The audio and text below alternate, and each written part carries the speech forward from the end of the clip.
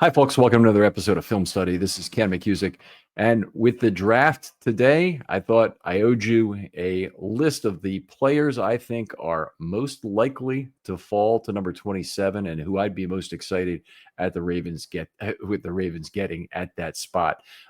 We won't assume any trade downs. You can get into permutations of what might happen, and they are dizzying, including potentially trading this year's number one for a next year's number one for the Browns if they would be interested in doing that to draft Shedeur Sanders were he to fall. So we're just going to talk the Ravens pick at number 27, who are 7 players that I think make a lot of sense at that spot.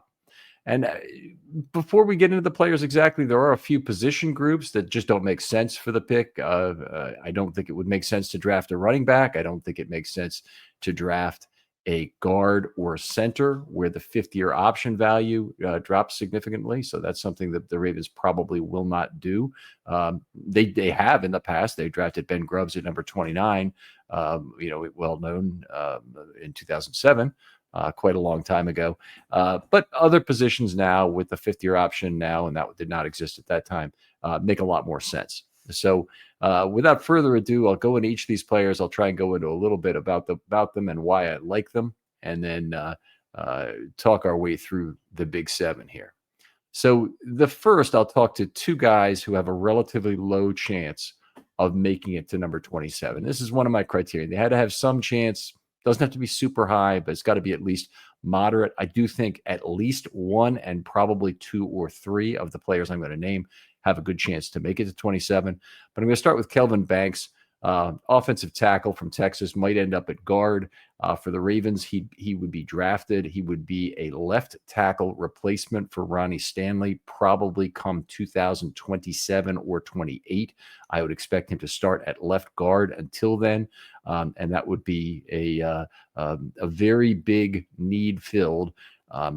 This is really the way I look at the draft. Don't look at 2025 needs alone. The Ravens, as long as they have Lamar Jackson, are going to be a very good team. So they need to plan multiple years out to make sure they have a chance each time they make the playoffs to go all the way. And obviously, it depends on Lamar being healthy. It depends on a lot of health factors on the team. But Lamar being healthy, as we've seen in the past, is the single biggest factor. So Kelvin Banks would be a great pickup. I know a lot of people think, well, they have a left tackle. Why would they need to do that? Well, they have no tackle depth either. That's another problem. Both Josh Jones and McCary moved on. Banks, to my way of thinking, is the best pure left tackle in this draft. And I believe Will Campbell is going to be a great offensive lineman wherever he plays.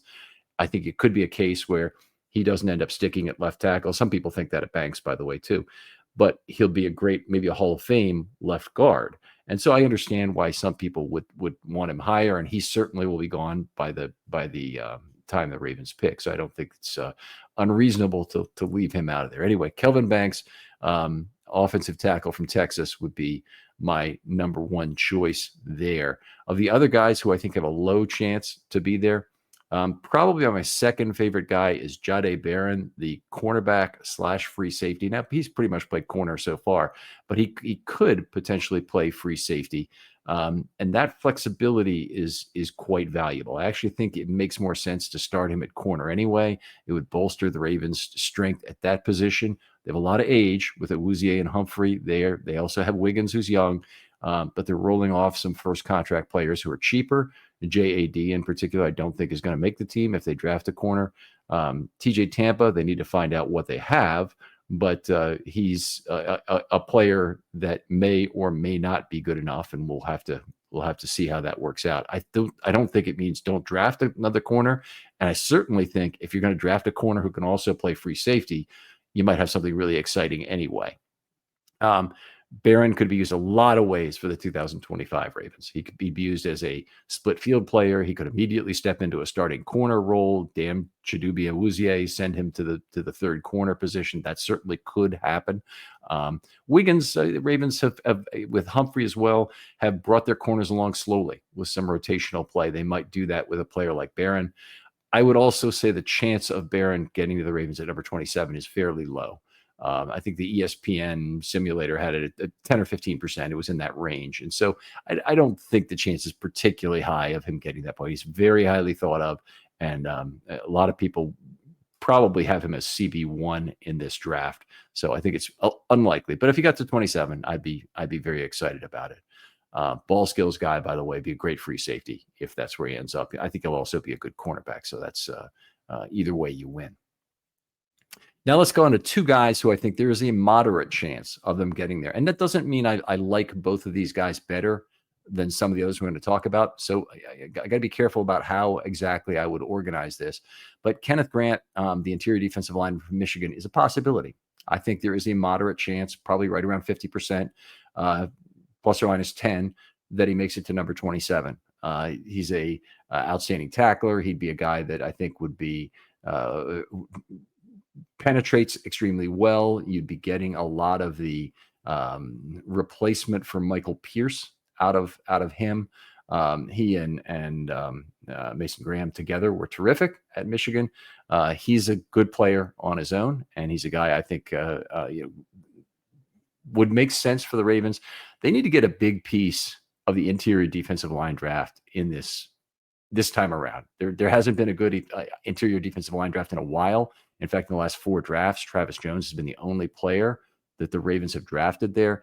And Kenneth Grant is one of 2 players that I think is it represents significant skill and would be of value. There's one other I'm going to name on the list as well. And there are about 20 guys that I really like on the defensive line. It's a very layered draft. They can get them in almost any round, but getting a first-round interior defensive lineman, it's not too high to draft one. And the Ravens, as they're constituted currently, really need to magnify the one-on-one abilities for their other 3 spots along their typical 4-man rush unit. So that's Matabike, Owe, and Van Noy, and they need to give those guys one-on-one matchups. The way you do that is by guaranteeing you have a high-quality player in that one-tech spot who commands double teams. And Travis Jones undeniably does this. He needs to be kept fresh. But another fear, and you better be concerned about it now, is that Travis Jones is a year away from not being a Raven anymore. His 4th year is now. He'll be a free agent. I guess the franchise tag is a possibility. There's no 5th-year option. Travis Jones is a 3rd-round pick. Unbelievable. Great deal. But the Ravens are going to need to find a way to replace him. They're already replacing Michael Pierce. So this would be an ideal draft to maybe get both a pass rushing 3/5 tech. And I don't really want to go out and get a 5-tech period. The position is dying in the NFL, but a pass rushing 3-tech or a guy who can affect the game significantly on early downs as a 3-tech, that's a possibility. And you definitely want a nose tackle in this draft. There are lots of options at nose. They're all over layered through the draft, as I mentioned. But Kenneth Grant, the 1st round, perfectly reasonable pick. Moderate chance he'll be there at 27. And I think the Ravens probably would take him with consideration, meaning there would have to be some other players would have to be off the board. Certainly if Barron and Grant are both there, I'm taking Barron over Grant, for example. If Kelvin Banks is there, I'm probably taking Kelvin Banks over him. And if the pass rushers I want are there, it's a real question. It becomes a real question because you do need to fix that defensive line now. In addition to the guys I've lost, Urban is out there as a free agent. I think the Ravens probably have a handshake agreement with Brent Urban, that Brent Urban wants to return, as I understand it, for another year. And it would be he would be a player who could certainly fill a need for the Ravens as the 5th defensive lineman, played a fair number of sacks and played quite well last year. So I'd be happy to have him back.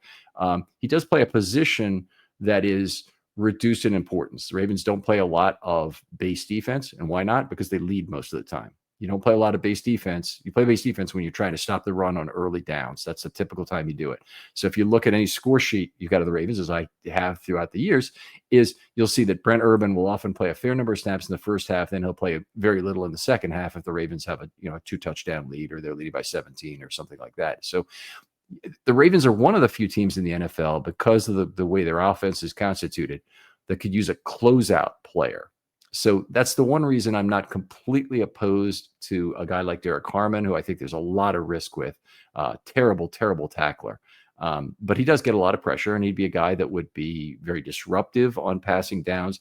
And if you're trying to close out a game, you can go with 4 faster pass rushers who are smaller along the line of scrimmage and take your chances with whoever gets a one-on-one. And then a guy like Harmon would be very valuable to replace the nose in such a situation. If you think back years, You've heard me always talk about the race car package, which would just have 4 outside linebackers on the field instead of you don't. The concept of a defensive lineman goes away at that point. You just have guys who are kicking inside and can still be effective penetrating on a pure passing down and making things miserable on the quarterback. So anyway, Kenneth Grant, a moderate chance to make it. The other moderate is a guy I really love, and I've made no bones about this. Nick Emenwari, the free safety from South Carolina. But he's a terrific football player, and there's Emenwari fatigue. There is Emenwari slander in a certain sense going on. And I think that the easiest way I can talk about this is look at who Malachi Starks is as a player right now and who Nick Emenwari is. And Nick Emenwari allowed a 37.1 passer rating against. He is raw as hell at safety. You can see mistakes being made when he plays, but he's a pretty good tackler. He has the best measurables pretty much ever at the position. Let's see. Had someone point out to me that Mays a few years ago, and I'm trying to remember his first name, had a 4.31.40, and this is a strong safety we're talking about, and had a similar kind of a weight coming out of school. So he was almost built like a linebacker, but he certainly was a freak at the time. He didn't end up having anything in terms of a pro career. But the notion that Emenwari has not produced as a pass defender so far is ridiculous. Yes, he's got shortcomings. Yes, he makes mistakes. But the 37.1 passer rating speaks for itself, folks. You don't. I look for basically passing coverage, metrics that corroborate physical gifts, and he has both in spades. That's exactly what Nate Wiggins had last year. People found ways to complain about Wiggins too. And he's now well on his way to being a Pro Bowl cornerback. Emenwari, I believe, is going to be an outstanding player. I hope that the Ravens, if they get him, will just stick him on the back end and leave him there. He'll be a great last line of defense on some plays, run plays in particular. He can make sure that they are kept safe. And if you have another guy on the back end who's splitting the field with him, he should be an enormous help in terms of making tackles back there if there are some misses. So I think he gives the Ravens a lot of real safety value. I think he has all the ball hawkery you can ask for to start with. There are guys in this draft who have more. Billy Bowman, Watts. They have tremendous additional ball hawking. They don't have the physical gifts that Emenwari has. And so I think of all the guys, he's a moderate. He addresses an enormous position of need for the Ravens at safety, where they need to get at least one additional half-field player, and ideally a pure free safety to play the back end, so that Hamilton can move up closer to the line of scrimmage again, be the slot guy, and they can use, frankly, the versatility of all their guys. And maybe that they want Hamilton on the back end for some third downs, and they want to have Ardarius Washington close to the line of scrimmage. Maybe that Hamilton is a better first and second down player. When you're worried about the run, you're worried about wide receiver screens, that's a great time to have Hamilton on a flex tight end in the slot. 12 personnel is a great time to have Hamilton and big nickel. I think the Ravens have lost a lot by making Hamilton a pure free safety. And I think unlocking Hamilton's versatility value is one of the keys to this year's draft. The Ravens have multiple chances. There are several ball hawks that are available. Emenwari represents the best of multiple elements that the Ravens have available. I would be thrilled, by the way, to get Xavier Watts of Notre Dame, talking about in the second round. It'd be a reach draft, and it'd be a reach pick in the first round, and I think he actually will fall right between the goalposts of pick 27 and pick 59 somewhere. So I don't think the Ravens will end up getting him. He's a little slow, so that would be the hope that he might be a guy who would drop all the way to 59. But people, I think, realize, particularly after the Hamilton success at the number 14 pick, and he was, the knock on him was that he had a little bit less speed. But it's an instincts position. So you want a guy who moves to the spot, knows where the puck is going ahead of the play, a guy who passes to or skates to where the puck's going to be, if you want to talk about it that way. So I think Emenwari he has some learning to do at free safety. And by the way, polish for a college guy coming out is a bad thing when all other things are equal. I'll take unpolished guy over polished guy when all other factors are equal. Like the coverage metrics are equivalent, and you have one guy who's polished and one guy who's not. Give me the unpolished guy. I want to work with that. Give me the better traits as well, a better size and speed combination. Emmanwori has all of that with none of the polish currently as a safety, and I don't think there'd be any downside to the Ravens taking him there. Malaki Starks is another story. Now, Malaki Starks is supposed to be an extremely polished back end guy, and I have never been through one draft cycle where I saw more excuses made for a single player that have been made for Malaki Starks. It's projected at the top of everybody's board. I mean, I understand I'm the different guy. I'm the one who has to explain why this is. But Daniel Jeremiah, Mel Kiper, the PFF guy, I think Dane Brugler as well, all have him really highly rated. The college statistics are terrible. He's allowed almost 9 yards per target. I think it's 8.9 last year and 8.7 career. So it wasn't even that far off. People accept the fact that he had a bad year last year. He kind of got taken to the woodshed by the Texas receivers in particular. But, they don't acknowledge the fact that, hey, he's really not that great a free safety. It's not like he lacks some of the physical gifts. I think it may actually be that his instincts are just not that great.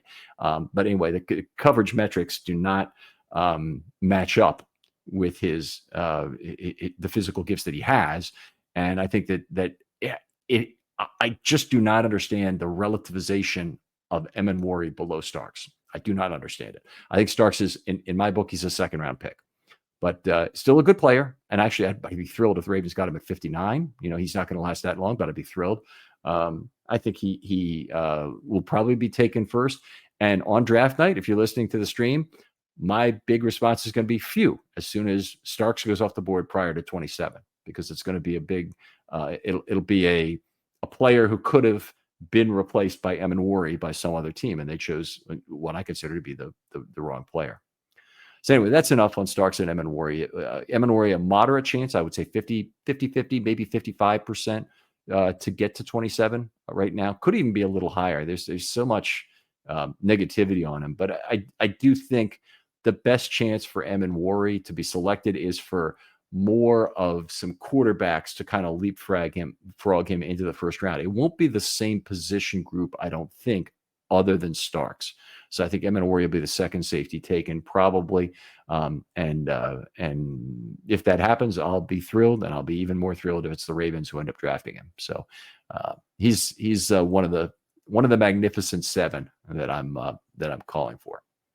Okay, so now we've been through 4 of the 7 guys: Banks, Barron, Grant, Emmanwori. I'll go to the next one. That's Donovan Ezeiruaku of Boston College. Love him as an edge rusher, and it is incredibly close whether it is Ezeiruaku or Pierce. And if you go for Ezeiruaku, you're going for a little more polish, I think, and there are risks that go along with that. But he's also got a few less personality flags, a few less comportment flags on his record. He just is not quite as great a pass rusher. 34-inch arms are terrific. He's a little bit undersized at 6'2", 248. His 22 bench reps are a little below par, even for the long arms, I would say. He had 57% finishes by the PFF definitions last year. Now, that's a little bit concerning because that's not sustainable. Okay, so he does not have enough. His pyramid at the bottom is not broad enough to support his sack and quarterback hit numbers. That is a concern. 57% finishes. That's I'm defining a finish as either a contribution to either a quarterback hit or sack, as PFF has defined it. I'm giving up and tossing up my arms in terms of using their sack and quarterback hit numbers on this, because they'll give out multiple on the same play. But anyway, the 57% it's just not a sustainable level. A sustainable level, 35% maybe. And that might even be pressing it. A lot of players are significantly lower than that. Now, he was outstanding in terms of his run defense. He had 42 total stops and just 5 missed tackles. So at 8.4 to 1, he's a guy I like there. We're going into a little more detail on these two because I think it's so close between Ezeiruaku and my guy, who I think I like a little better, but it's really close. It's really close. Hand placement is excellent for Ezeiruaku. So, he's a guy I really like, and I want to see him doing. He has the speed you want at the Sam position. And when I looked at edges, that's one of the really key things for the Ravens. They need to find other guys who can rush the passer on the side that typically has the tight end, the strong side, and also allow the Ravens the full pass rush flexibility they like to have to rush off the slot, to rush an outside corner if you want to rush inside linebackers by having that Sam linebacker drop off the line of scrimmage and provide some value in coverage. Tyus Bowser did a magnificent job of it. Matthew Judon did a magnificent job, but we're not asking for them to be either of that. If they could be 80% of what Tyus Bowser was and 90% of what Matt Judon was, that'd be fantastic. But anyway, he's a guy who might bring you those Sam characteristics. And I think he's already played 63.8 snaps per game for Boston College last year. I think he's a guy who the Ravens will depend on immediately for a fairly high snap count in 2025. So I think Isarako answers a lot of those questions. He'll be a situational pass rusher at times, but he'll also be a guy you can depend on first down. And the Ravens now, without Malik Harrison in the base defense, a player like Isarako is somebody they might really lean on for more snaps as a rookie, obviously depending on success, obviously depending on fatigue as that shows up during the season. So a lot of things I like about it. It's very, very close. I probably take him just a hair above the other guy, who's James Pierce of Tennessee.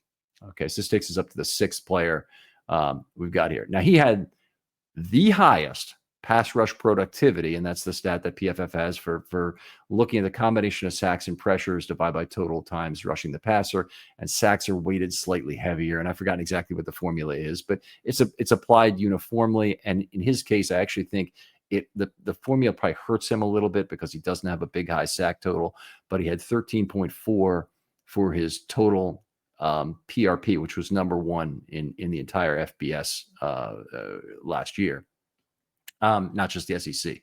Now, the other side of that is his close rate, his finish rate was just 21.8%, which is in the 12th percentile of the 408 pass rushers who had 200 or more pass rush snaps in the FBS last year. Now, that's not acceptable. By the way, we'll have a lot of these stats up on the stream on Thursday night, so please join us. For pass rushers, I intend to be bringing this up. I'm trying to create a tabular way to look at it. We've had mixed success as we've gone through this, working with a couple of people who are trying very hard to make this work. But if it doesn't, we'll look at it in a graphical form of some sort that will allow you to see what these numbers are. Stops to missed tackle rate, and some other things for edge rushers in particular. We have some stuff for corner and wide receiver as well that'll allow you to look at that. So please join us tonight anyway for the first round. It'll be a very exciting and Ravens-centric evening for us. If you don't join us tonight, that's okay. Listen tomorrow when this will be on Friday, when we hope this will be posted. Okay. So what else did Pierce do well? He was okay in stops to missed tackles at 28-7, so he didn't have a problem there. He was a pass rush specialist in 24. So they really had him off the field on rundowns, 60.1% pass snaps in 2024. He's got 25 coverage snaps in 24 and 62 career. He has the speed to play Sam. Pierce is a 4.47, by the way, and we're going to get into his pass rush in just a moment. So he's a potential Sam, but there are some red flags in terms of comportment, in terms of his work ethic that have come up during the process. And it would not shock me if the Ravens have him black dotted as a guy they didn't like during the interview process, as a guy they said, hey, look, he's good, but we've heard all these stories and he didn't do anything to dissuade us that those were untrue during that interview we had with him. And I don't know if they did interview him, but they probably did. So anyway, he comes with some of those flags. Now, what does he come with otherwise that makes him great? Well, he's got this 13.4 pass rush productivity number. Where does he get it from? He gets it all from Get Off. He is basically the greatest snap timer in terms of college football. He gets off and he has one basic move that is a bread and butter. It's a half man outside, beat the guy to the edge move. And then how he exploits that and how he moves through on the half man there, he's got a little bit of variety. He can do a rip move. He can do arm over. Arm over is not really the great rip, a little bit of a dip, and he can do a chop. That would be kind of what I think of as being an arm over to the outside there. So he's got three different ways that he can win to the outside. What he doesn't have is any sort of effective counter. And I can't even begin to tell you how impressive that was to me, that he doesn't really win ever to the inside after almost always starting to the outside. And you, by the way, you look through the tape, you're going to be able to find 3 or 4 wins to the inside during the season where he did something different, or the play developed and he got free, moved to the inside and made a play. But it's not the common thing at all. The most common thing is go outside, be there quicker. And what that does is offensive tackles overset against him play after play after play. And that's something you really want to have happen. It's part of the value of get off. And get off is not measured, by the way, in any of the standard combine measurables. There's nothing that really tells you how great a player's get off is going to be. Even the jumps are thought to be in explosion numbers and whatnot. A lot of it is, what foot you come off of. Do you fire off your front foot or your back foot? How does your brain process the information when they're watching the football and trying to figure out how to time that snap? There's players who are born with it in a lot of cases, and some who can never learn. Dwan Edwards with the Ravens never really learned how to get off the snap in decent time. Sam Adams was born with it and was unbelievably dominant during the Ravens 2000 to 2001 season. So in Pierce's case, he happens to be one of the lucky guys who has it.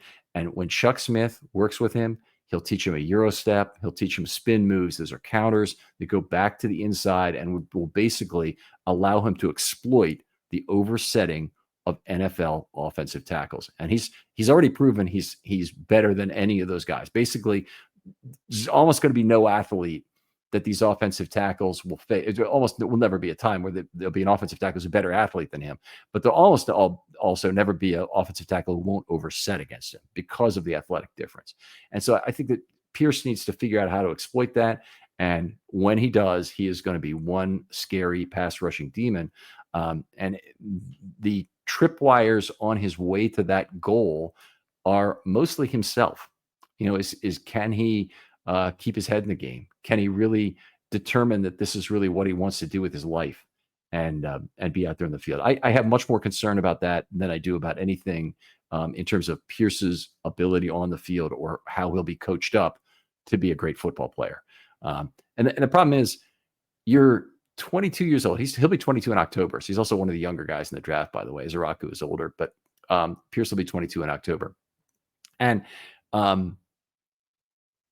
21-year-old men, 22-year-old men a lot older than that, frankly, can be pretty cavalier about how great they are at the thing they do very well. And they can take less time to prep for it. This is not a career which allows for that. So he's a guy who's going to have to do it. Ravens went through the similar player that I can think of that was really a problem. Actually, I can think of two, but Tim Williams was a big problem. Harbaugh hated him for the practice habits, the work ethic, and all. We always wondered why he wasn't getting on the field, and then they just cut him. And it's not like anybody else picked him up for any period of time. He played, had a cup of coffee around the league basically after he left the Ravens. So it wasn't that the Ravens were wrong about this. It was a matter of they had a guy who really didn't want to work. The other guy who fits this category is Jared Gaither. Now, Jared Gaither, there was all this, the flags were out there. Matter of fact, there was a whole flag corps around Jared Gaither waving red flags for the Ravens not to draft him. And he's a left tackle who went as a 5th round supplemental pick, being a guy who's 6'9", has arms from here to tomorrow, and basically was great for 2 years for the Ravens in 2008 and 2009. A really terrific player. Other than the penalties, he was just about the best left tackle in the league at that time, but certainly one of the best. And in 2010, they decided, and I think part of the reasons was work ethic related, they were going to move him to left tackle. Move Michael Orr to left tackle, move him to right tackle, and he all of a sudden developed an injury, air quotes, to his back and couldn't play. Well, nobody liked the explanation given at the time. I know none of the press corps liked it. None of the Ravens themselves didn't like it. And the Ravens actually were very fortunate that happened, because he was cut or not signed, I guess it was, because that was actually his 4th season. He was not signed. And the Chargers got him, I think, on a 1-year deal. He played 4 good games at the end of the 2011 season, and he got a 4-year contract for, I think, $24 million from the Chargers right after that, and he stole that money. He was never to be seen again, kind of thing. I look at these various memes and things you see where like a robot jumps into a well and says, "I regret nothing." That's what I think of Jared Gaither's career. Could have done more damage to himself. And James Pierce, if you don't take Jared Gaither as a cautionary tale, or Tim Williams, and you're going to play for the Baltimore Ravens, you're probably going to end up in a very bad place in terms of your football career. So hopefully he figures it out, and he stays with the program and becomes a player we hope he'll be. So I think we've been through 6 of the guys. The 7th guy is another interior defensive lineman. That's Walter Nolen of Ole Miss. High probability that he makes it to 27. In a lot of ways, he's the fallback school, the college you go to if none of the good schools accept you, kind of thing. And that's a terrible thing to say, but Walter Nolen's a good player. He certainly deserves to be drafted in the first round. He's a little bit undersized to play nose, but I think that's where the Ravens would try and get him on the field on pass rushing downs.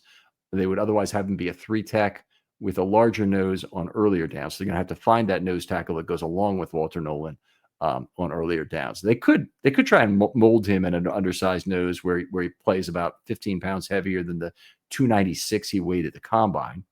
But he's otherwise a guy who I think makes more sense to leave at more of a 3-tech role. His stops to miss tackle is the bread and butter for him. 16.0 stops per missed tackle in 2024. And by the way, if you can give me 16 stops per missed tackle, give me a few more missed tackles. I think 5 with 80. No, give me 10 with 160. And he actually had 32 stops and 2 missed tackles this last year. Career, his rate of stops to missed tackles, 14.4 to 1, which is by far. There was actually one guy better. Jordan Phillips of Maryland was the one guy who was better on the defensive line, but very, exceptional interior defender.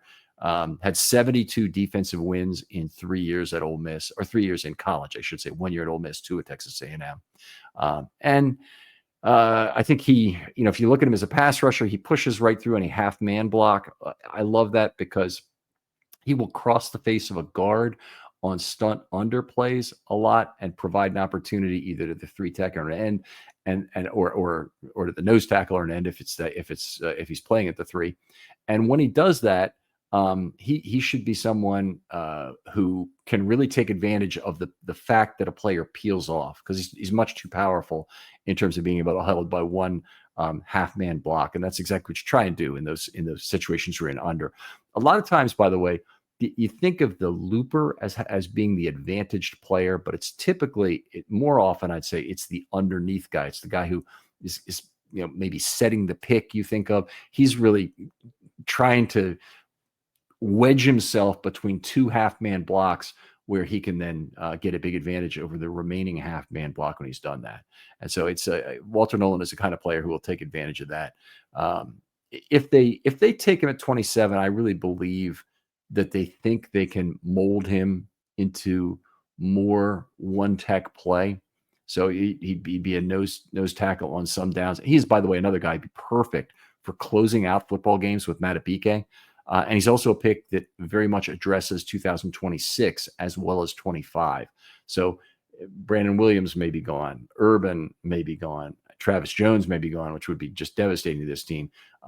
But Nolen and Matabike, if they remain and there's another nose tackle inserted, and maybe hopefully they sign Travis Jones as well, that'll be a very potent defensive line that still remains. So those are my Magnificent Seven. Once again, going through them, and not in the order I originally gave them, but we have Donovan Ezerako, the edge from Boston College. We have James Pierce, the edge from Tennessee. Kelvin Banks, the offensive tackle from Texas. Jahdae Barron, the cornerback / free safety from Texas. Nick Emanwari, free safety from South Carolina. Walter Nolen, the interior defensive lineman, whether he ends up at 1 or 3 from Ole Miss. And Kenneth Grant, the interior defensive lineman from Michigan, who probably is another guy who ends up at 1 or potentially at 3 as well. But great set of players there.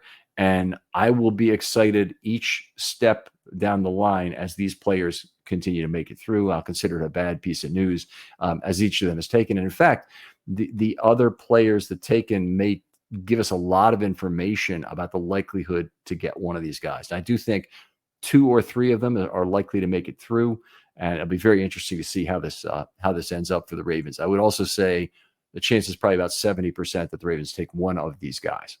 That 2 or 3 make it through. I think pretty darn high probability the Ravens take one of these guys. So might be slightly overestimating that. Might be, Malachi Starks might have an 8% chance. There might be, 3 other players who are have a chance to get drafted as well. But that's where I'd finger to the wind. That's where I'd put it right now.